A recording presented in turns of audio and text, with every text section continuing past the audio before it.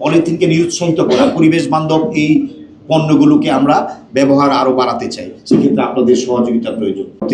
দেশের স্বার্থে, দেশের সুনাম, দেশের অর্থনীতিকে সমৃদ্ধ করার লক্ষ্যে আমাদের যে কর্মপরিকল্পনা নিলে সত্যিকার অর্থে এই সেক্টরের সুবিধা হবে, সরকারের স্বার্থ, সংশ্লিষ্ট সরকারের অবস্থান, দেশের স্বার্থ সব কিছু মিলিয়ে আপনাদের স্বার্থকে একত্রিত করে আমরা সামনের দিকে একটা পলিসি করতে চাই। যে কারণে আপনাদেরকে একটা কমিটি করে দেওয়া হয়েছে।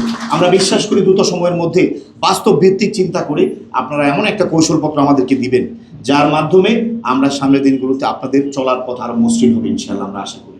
আমাদের কথা হলো, আমাদের মূল বিষয় হলো যে আমাদের যে জিআই পণ্যগুলো আছে, আমাদের যে এই যে ঐতিহ্যগুলো আছে, সেটা রেশম বলেন, সেটা বেনারসি বলেন, জামদানি বলেন, এই আজকে পাট বলেন, বা বিভিন্ন যে ইয়েগুলো আছে, সবগুলোকে আমরা প্রমোট করা আমাদের সরকারের মূল হলো।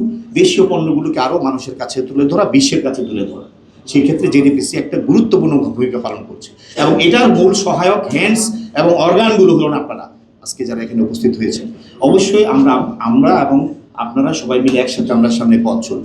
পাশাপাশি আমি আপনাদেরকে আরেকটি সুখবর দিতে চাই। সেটা হলো মাননীয় প্রধানমন্ত্রী ইতিমধ্যে ঘোষণা করেছেন যে আমাদের এই স্কুল, প্রাইমারি লেভেলে স্কুল পড়ুয়া যারা আমাদের ছোট্ট সন্তানরা, শিশুমণিরা আছেন, তাদেরকে বিনামূল্যে স্কুল ব্যাগ দিবেন, জুটের ব্যাগ দিবেন এবং স্কুল ড্রেস দিবেন। স্কুল ড্রেসটা আলাদা, বাট আমাদের মন্ত্রণালয়ের রিলেটেড, আমাদের রিলেটেড হলো আমরা জুট ব্যাগ দিব।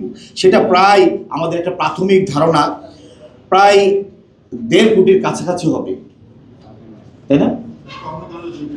হ্যাঁ, কওমি সহ 2 কোটি স্টুডেন্ট হবে, কওমি মাদ্রাসা সহ যদি ধরি 1 থেকে 5 পর্যন্ত।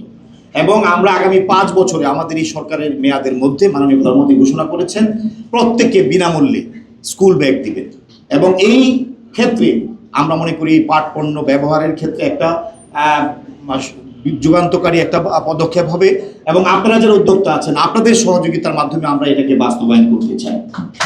সেই ক্ষেত্রে আমরা মনে করি এরকম অনেক কর্মসূচি আসবে। আমরা সরকারি অফিসগুলোতে ইতিমধ্যে নির্দেশনা হয়েছে পর্যায়ক্রমে এই বিভিন্ন ধরনের টিস্যু বক্স, বিভিন্ন ধরনের যে ছোট ছোট অনেক অফিস ইকুইপমেন্ট আছে, সেগুলো পাটের পণ্যের মাধ্যমে করা যায় কিনা ব্যবহার বৃদ্ধি করা, পলিথিনকে নিরুৎসাহিত করা, পরিবেশ বান্ধব এই পণ্যগুলোকে আমরা ব্যবহার আরও বাড়াতে চাই। সেক্ষেত্রে আপনাদের সহযোগিতা প্রয়োজন ইনশাল্লাহ। আমি তাই আজকে আর কথা দীর্ঘায়িত করবো না।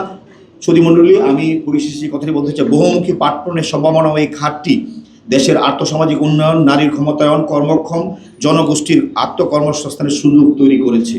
বৈদেশিক মুদ্রা অর্জনের মাধ্যমে শক্তিশালী অর্থনীতি গড়ে তুলতে সক্ষম এ দেশের সোনালী আঁশ পাট। সকলের সম্মিলিত প্রচেষ্টা আন্তরিকতায় বহুমুখী পাট পণ্যই দেশের অর্থনীতির চাকা সচল রাখতে এবং দূষণমুক্ত বাংলাদেশ গড়তে কার্যকর ভূমিকা রাখবে। মেলার সফলতা কামনা করছি। পাশাপাশি আমরা সবাই মিলে একটাই কথা বলবো, গর্ব কাজ, গর্ব দেশ, সবার আগে বাংলাদেশ। ধন্যবাদ সবাইকে এবং এই মেলার আমি সফলতা কামনা করি। আসসালামু আলাইকুম। ধন্যবাদ।